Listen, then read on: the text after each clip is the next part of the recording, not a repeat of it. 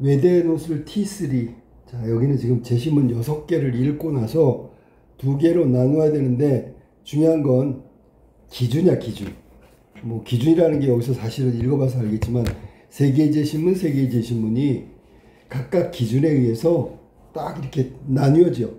그리고 요약을 400자로 쓰라는 건 거의 지금 말했던 대로 주제야, 주제. 진짜 간단하게 써도 400자 그냥 넘어올 가능성이 있어. 제시문이 여러 개니까. 그러니까 요거는 지금 하면서 확인하기로 하고. 자, 가부터 봐봐. 자, 가부터 한번 보자. 마르쿠스. 법은 하나요. 그것으로 인간사회가 결속되어 있다네. 유일한 법률이 그 법을 제정했으니 그것은 바른 이성, 명령하고 금지하는 이성일세. 그것을 인정하지 않는 사람이 불의한 인간이네. 그 법을 문자화하든 아니면 문자화하는 일이 없든 예외 없이 이 법은 지켜줘야지 사회적 결속이 이루어진다 라는 얘기를 지금 마르쿠스가 하고 있는 거야. 만일 정의라는 것이 인민들이 문서화한 법률이나 제도에 대한 복종이라고 한다면 또는 혹자들이 이야기하듯 모든 것을 효용에 의거해서 측정해야 한다면 이게 기준이 될 수 있지. 누구도 법률을 소홀히 대할 것이고 가능하기만 하다면 법률을 위반할 것이네. 자, 그러면 봐봐. 법률을 소홀히 여기고 법률을 위반하는 이유가 뭐냐면 이 마르쿠스 얘기로는 모든 것이 사람들이 문서화한 거야. 문서. 딱 정해진 거야. 문자화했다는 얘기야. 문자화했다는 얘기가 문서화했다는 거야.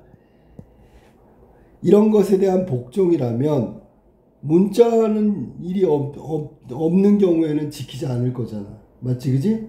그 다음에 이 법률을 지켰을 때 효용을 가지고 판단한다면 만약에 효용이 별로 없다고 느끼면 법률을 소홀히 대할 거란 말이야. 그러면 이 얘기를 뒤집으면 어떻게 되냐면 문서화한 법률이나 제도가 아니더라도 복종해야 되고, 맞지? 두 번째, 효용이 좀 떨어지거나 없더라도 당연히 법률을 지켜야 한다는 그런 얘기야. 그래야지만 인간사회가 결속할 수 있다. 또 아까 얘기했던 정의라는 것이 실현될 수 있다라는 얘기를 하는 거야. 이 얘기가 여기서는 제일 눈에 띄는 게 뭐냐면, 자, 쭉 이거. 이게 원칙은 지켜야 된다. 원칙, 여기서는 법률인데, 법률은 문서로 됐건 안 됐건 효용이 떨어지건 안 떨어지건 무조건 지켜야 한다고. 그래야지 정의라는 게 실현되고 인간사회가 결속을 이룰 수 있다네. 그러면서 그 행동이 자기한테 이득을 가져다 준다고 여길 것이네. 그러면 정의라는 것은 도무지 찾아볼 수 없는 결과가 오네. 그래서 자연 본성에서 우러나 인간을 사랑하고 싶은 경향이 있다는 사실에서 이 모든 것이 생겨나며 이것이 법의 토대가 될 걸세라고 이야기하고 있다. 자, 마르쿠스가 한 얘기의 핵심은 문자화 됐건 안 됐건 간에, 그래서 문서화가 문자화야. 같은 맥락으로 이해하는데 효용성이 있건 없건 간에 무조건 법이라는 것은, 법률은 예외 없이 당연히 지켜야 한다는 것일세라는 뜻이야. 예외 없이 지켜야 한다. 이거 핵심적인 내용이 그거야. 자, 뭔데요? 그랬더니 법에 관한 얘기고, 법은 예외가 없다. 예외가 없다는 얘기는 법이 원칙이라는 것은, 이건 원칙이고, 원칙이라는 것이 정해지면 반드시 문자로 됐건 효용성이 떨어지건 많건 간에 무조건 예외 없이 지켜야 한다. 원칙의 적용을 말하는 거야. 가의 내용을 이렇게 정리하면 돼. 간단하게 나로 한번 볼까? 독일계 극작가 거장 브레이트는 관객의 몰입을 차단하고 끊임없이 관객의 이성을 찾으라고 다그치는 연극을 창시했다.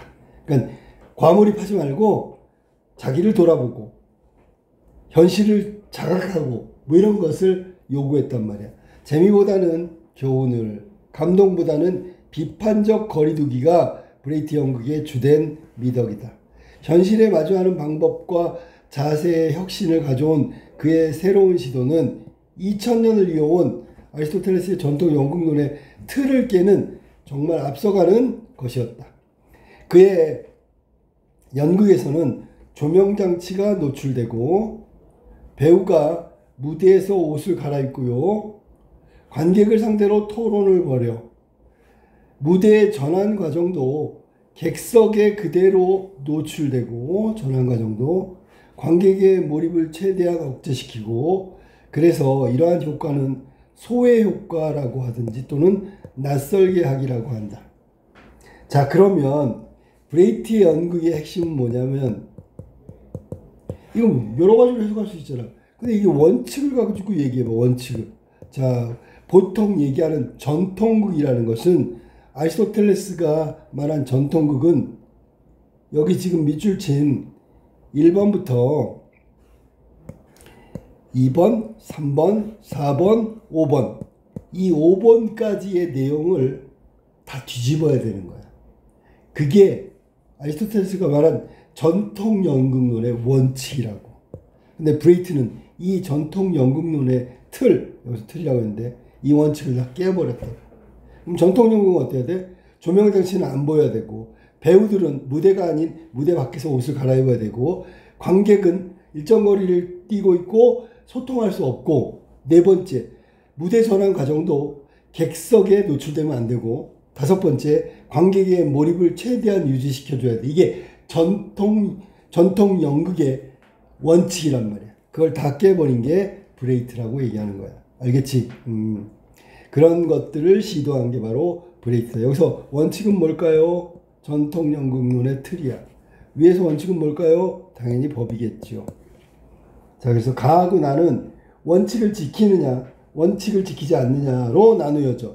즉, 원칙이 예외 없이 적용되는 게 가고, 원칙은 있지만 그것을 깨물어서 뭔가 다른 목적의 연극을 창시했다는 거야. 정반대죠. 다뤄 가볼게.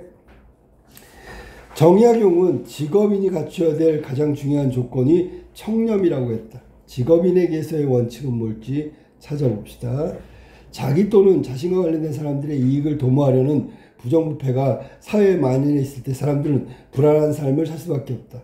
이익을 위해서 공정한 절차를 무시하거나 말과 행동을 쉽게 바꾸거나 사람들 간의 믿음이 사라질 거야. 직업인의 말과 행동이 도덕적으로 일치할 때, 자, 말과 행동이 일치할 때 도덕적으로 사람들이 안정적이고 행복한 삶을 영위할 수 있다. 그럼 여기서 지금 원칙은 직업인으로서의 말과 행동이겠지. 그리고 도덕적으로 일치한다는 말은 무슨 얘기냐면, 말과 행동이 일치하는데 도덕이 아니라 비도덕적이야. 그러면 그것은 바람직한 게 아니죠. 그리고 뒤에 나온 이런 것들이 이루어지지 않을 거란 말이야. 말과 행동이 도덕적으로 일치할 때, 도덕적으로 훌륭한 생각을 갖고 있고 행동할 때 안정감을 느끼고 행복한 삶을 영위할 수 있다고. 또한 일상생활에서 이기적인 태도가 다른 사람에게 피해를 주듯이 직업생활에서도 직업인이 부정한 이익을 취하고 청렴하지 못하면, 원칙을 깨버리면 사회 전체에 큰 해악을 줄 수 있다. 그러므로 우리는 직업생활을 하면서 자신의 이익 추구가 도덕적 양심과 사회 정의에 합당해야죠. 이게 원칙이란 말이야. 구체적인 내용은 뭔지 알겠지? 직업인으로서 우리가 말과 행동이 도덕적으로 일치하는 게 원칙인데, 그 내용은 도덕적 양심을 지키고 사회 정의를 실현하는 거야. 그랬을 때 안정적이고 행복한 삶을 영위할 수 있다. 직업생활에서의 반드시 청렴정신의 실천, 대단원의 원칙이 되겠네. 이게 한마디로 얘기하면 직업인의 원칙은 청렴이다. 그 청렴이라는 것은 말과 행동이 도덕적으로 일치하고, 그 다음에 공정한 절차를 지키고 말과 행동을 쉽게 바꾸지 않는 것, 이런 게 원칙이란 말이야. 여기 지금 청렴이라는 원칙은 반드시 지켜야 된다고 이야기한 게 다산 선생의 얘기다. 이해됐지? 한마디로 얘기하면 직업인은 그 생활에서 청렴의 덕목이라는 걸 반드시 지켜야 한다. 이것이 원칙이다. 그러니까 이거는 지금 마르쿠스하고 똑같은 얘기를 하고 있는 거잖아. 분야는 다르지만. 자, 그 다음에 라로 가볼까? 대페이즈망, 초현실주의 회화 기법을 말한다. 자, 대페이즈망은 초현실주의 회화 기법이야. 마그리트의 골콘다, 대페이즈망 기법을 사용한 대표적인 작품이다. 마그리트. 이 기법은 객관적인 묘사를 통해 현실의 객체와 사건을 정확하게 포착하는 기존의 사실주의를 거부했다. 그러니까 지금 원래는 사실주의 표현이 객관적인 어떤 객체와 사건을 정확하게 포착하는 게 원칙이었단 말이야. 이 원칙을 깬 게 바로 초현실주의 회화기법 대페이즈망, 대표적인 작가가 마그리트 화가였단 말이야. 자, 그러면 대페이즈망은 특정한 대상을 상식에서 벗어난 이질적인 상황을 배치함으로써, 이질적인 상황, 아까 브레이트의 연극하고 비슷하지, 그지? 특정한 상식에서 벗어나는 거야. 상식. 기이하고 낯선 장면을 연출하고, 이는 통념에 맞지 않는 설정으로 예술적인 상상력을 자극해 사람들이 논리적인 거, 합리적인 것을 넘어서 세계를 인식하도록 하는 표현법이다. 그러면 상상을 자극해갖고 사람들이 일종의 논리적이고 합리적인 거, 여기서 말하고 있는 마그리트가 깨버린 건 뭐냐면 이런 것들을 다 깨버렸다는 거예요. 기존의 사실주의를 깨버린 거고 논리적이고 합리적인 걸 깨버렸다고. 회화는 저런 거야 라고 알고 있었는데 깨버렸다는 얘기지. 푸른 하늘과 집들을 배경으로 검은 옷과 모자를 쓴 남자들이 부유하는 모습, 초현실주의지, 그지? 둥둥 떠다니는 거야. 이건 현실적으로 불가능한 상황이지. 화가는 이 그림에서 중력을 제거해버렸다. 그리고 그들은 자로 잰 듯 일정한 간격으로 배치되어 있다. 이것도 좀 이상하지, 그지? 이처럼 현실의 법칙에서 벗어나는 거, 비상식적인 조합이 볼수록 매력적이다. 현실의 법칙, 원칙이라고 봐야 되겠지, 그지? 원칙이라고 볼 수 있어. 그리고 이 현실의 법칙을 깨버린 게 위에서 말한 대로 이름이 대페이즈망, 대페이즈망이야. 이 대페이즈망 표현 기법은 현실의 법칙을 산산히 부서뜨린 거지, 그지? 그리고 원칙에 해당되는 현실의 법칙은 여기서는 사실주의 회화 기법이 원칙에 해당된단 말이야. 지금 내가 뭐라는 건 줄 알아? 이런 거야. 기존의 원칙은 현실의 법칙에 충실한 사실주의 회화 기법이다. 근데 그거를 깨버린 게 대페이즈망이다 라는 얘기를 하는 거야. 원칙을 깨버렸다. 그럼 여기서 원칙은 현실의 법칙, 사실주의, 이런 것들이 원칙이란 말이야. 그래서 그리티의 작품은 이렇게 기이하고 낯설은 느낌을 보여주고 미스테리하고 신비에 대한 환상을 불러일으킨다. 그림은 우리의 마음을 움직이고 우리의 현실에서 벗어나 무한한 자유와 상상의 공간으로 넘어가게 할 수 있는 어떤 수단이란 말이지요. 요거야. 중력을 무시하고 일정한 간격으로 배치한 거. 자, 그래서 여기도 동일하게 위에서 얘기한 브레이트의 연극하고 동일하다. 됐죠? 이렇게 일단 분류가 되는 거야. 됐어? 네. 자, 질문 한번 볼까? 영어 질문인데. 뉴딜 정책에 대해서 지금 이야기하고 있지, 그지? 뉴딜 정책은 그냥 단순한 정책이 아니라 미국의 그 1930년대 불황기를 극복한 정책이잖아. 보통 우리가 1930년대 그레이트 디프레션이라는 것이 대공황을 의미하지. 아주 유명한 말이잖아, 그지? 그 대공황 동안에 미국인의 번영을 위해서 정책을 일관되게, 시리즈니까 일관되게 했던 프로그램이다. 한 가지가 아니라 여러 가지, 순차적으로. 그래서 여기 닥터 프랭클린 루즈벨트, 이 루즈벨트 대통령이 1933년에 취임하자마자 이 문제를 해결하기 위해서, 즉 경제를 안정시키고 미국인들의 그런 어떤 경제 고통을 벗어나기 위해서 했던 정책이 바로 뭐였지? 일자리. 그 다음에 일자리를 마련해주고 구호했던 것들이다. 서퍼링이라고 했으니까 도와줬단 말이야. 구호. 그리고 나서 1년의 정책이니까 한 8년 정도 계속해서 정부가 이런 정책을 썼단 말이야. 그랬더니 그 정부의 정책은 단순히 일시적인 것이 아니라 계속해서 이어졌다 그랬지. 이어졌으니까 광범위하게 확대됐다. 어디로 확대됐어? 연방정부 전체로 활동이 확대됐단 말이야. 그래서 이 루즈벨트의 뉴딜 정책, 이거는 연방정부의 경제 역할을 근본적으로 변화시켰다. 정부의 권력이 제한되어야 했던 전통적인 시장 경제를 유지하면서도 자, 그러니까 정부의 권력이 무제한으로 하는 것이 아니라 일정 부분에 한해서 할 수 있도록 허용하면서, 즉 기반은 그대로 시장 경제를 유지한 채 뉴딜 정책은 당시 1933년도, 즉 30년대의 대공황이라는 현실적 상황, 위기 상황을 극복하기 위해서 정부 규제라는 원칙이 있었는데, 그 정부 규제를 전반적으로 수용하면서도 그 경제적 번영하고 시장 경제를 유지하는 범위 내에서 사회적 욕구를 충족시키고 위기를 극복할 수 있었다라는 얘기야.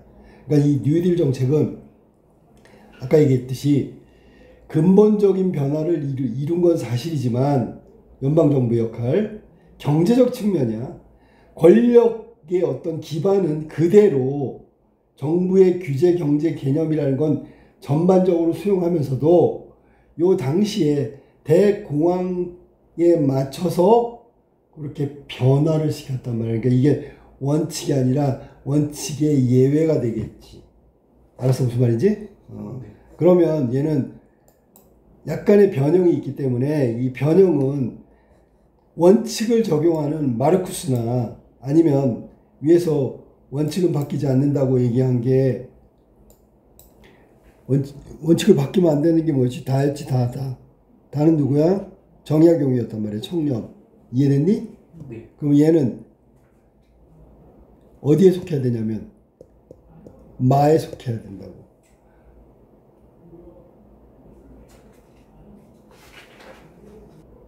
아, 이게 마가 이게 아니고 여기 올라가야 되는구나. 왜냐하면 이 뉴딜 정책은 기존의 정부의 개념이 정부의 권력, 권한 이거에서 변화를 줬단 말이에요. 변화라는 게 바뀌었다는 얘기지. 그러면 바는 아니야. 미안해. 나 지금 헷갈리네. 지금 한 건 마제 신문이잖아. 그지? 가다마. 됐니? 네. 가다마. 이거 뭐 바가 되겠지. 그러면 이 마라는 거 조심해야 되겠다. 그지? 자, 마는 지금 해석을 해보면 그렇잖아. 루즈벨트의 대공황을 극복하기 위한 경제 회복을 위한 이 정책을 의미하는 거. 정책. 자, 정책을 의미하는 건데 원칙을 지키지 못하고 변화를 했단 말이야. 그 변화가 바로 1930년대 대공황을 극복하기 위한 수단으로 정부가 규제하는 거야. 개념을 경제에다가 포용했다라는 뜻이야. 그러니까 경제 회복을 위해서 전통적 경제 체제는 유지했지만 정부 규제라는 개념을 뉴딜 정책에 포함시켰다라는 게, 이 규제가 뭐야? 이건 컨트롤. 정부의 규제라는 건 이런 거야. 뭐냐면 정부는 전통적으로 권력이라는 걸 갖고 있잖아. 이 권력은 정치 권력을 말하는 거야. 그런데 시장 경제가 위험하게 되고 불황이 이어지니까 이 정치적 영역의 정부 규제가 여기에 포함됐다 그런 얘기야. 그러면 전통적 시장 질서는 원래 정부가 이런 권력을 가지고 규제하는 것을 반대한단 말이야. 근데 여기서는 뉴딜 정책은 이 정부의 권력을 규제하는 시장 경제에 정부의 권력이 간섭했다, 참여했다, 조절했다 그런 뜻이라고. 그러니까 이거는 원칙이 깨져버린 거죠. 원래대로 한다면 정부는 여기 개입해서는 안 되는 거야. 경제 분야이기 때문에. 근데 개입하게 했단 말이야. 그러면 우리가 이걸 얘기하지. 시장 경제가 완전히 변한 건 아니고요. 이건 이것대로 유지되는데 기존처럼 여기에 정부 권력이 추가된 거라고. 그러니까 원칙대로 하면 이게 분리가 돼야 되는데 추가됐기 때문에 이거는 원칙이 적용되지 않은 비원칙의 적용이라고 얘기해야 되는 거야. 알았어? 무슨 말이지? 그래서 이게 아까 헷갈렸는데 많은 브레이트 영국과 그 다음에 하나 뭐 있었지? 그 다음에 그래 그 화가 그리 뭐 이름도 까먹었네. 자, 그 초현실주의 화가 대페이지망 이렇게 해서 나라 마가 하나로 묶일 수 있다. 요거는 비원칙이야. 비원칙. 이걸 다른 말로 하면 뭐야? 원칙이 깨지거나 원칙이 변화한 거야. 그러니까 원래대로 한다면 가다바는 원칙은 예외 없이 적용되고 유지됐다고 얘기하는데 얘는 원칙이 변화를 일으켰어. 그 다음에 일정 부분 일탈해 가 있는 거야. 지금 벗어나 있다는 얘기지. 원칙에서 벗어난 것들에 대한 내용이다. 이렇게 나누면 돼요. 자, 그럼 마지막에 가다 바니까 여기서는 원칙의 적용인가 볼까? 봅시다. 서로 다른 사고방식을 가진 문화권 사람들이 함께 일을 할 때는 적지 않은 갈등을 보인다. 예를 들어 최근 1년간 성과를 기준으로 직원을 재계약하거나 해고하는 결정의 원칙을 가진 조직이 있다. 자, 기준이 뭐라고? 최근 1년간의 성과. 이게 기준이야.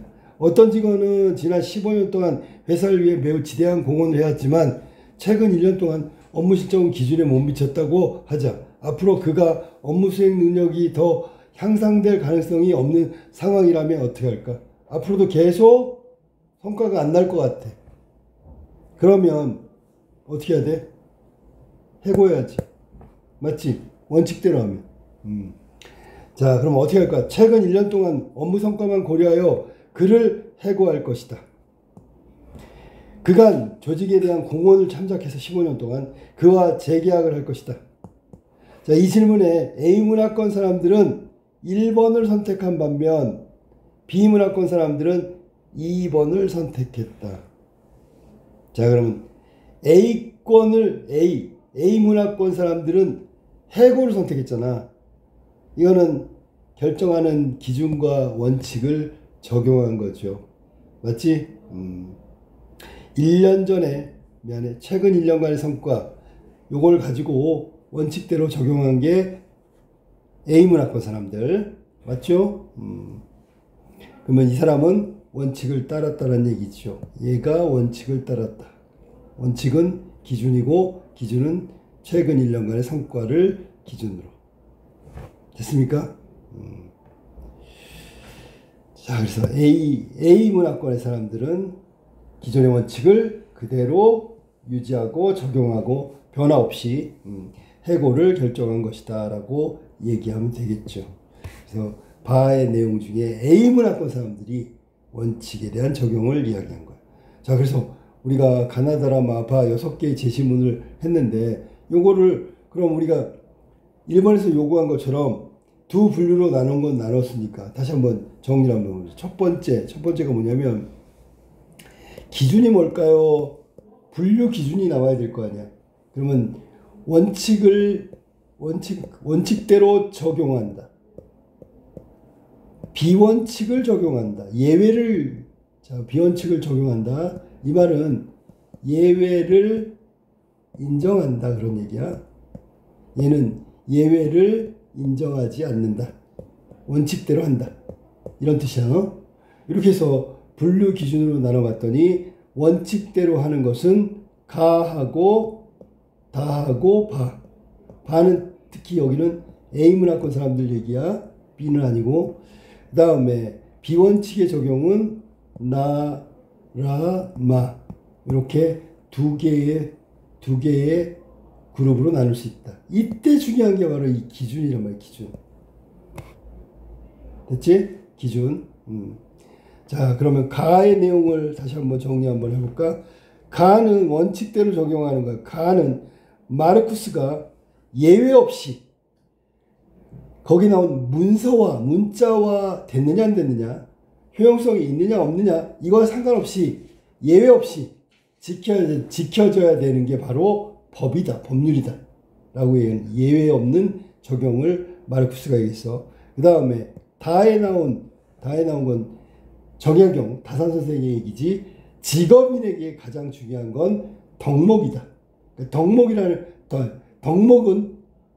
아니라 직업인에게 가장 중요한 덕목은 청렴이다.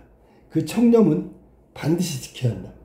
그래야 사회가 안정되고 뭐 질서가 잡히고 사람들이 행복해할 수 있다. 그 다음에 다라 마지오마 뉴딜 정책. 루스벨트가 미국 경제 회복을 위해서 전통적인 시장 경제 이거는 유지하면서 정부의 규제라는 그런 개념이 포함됐다. 어디에? 뉴딜 정책에.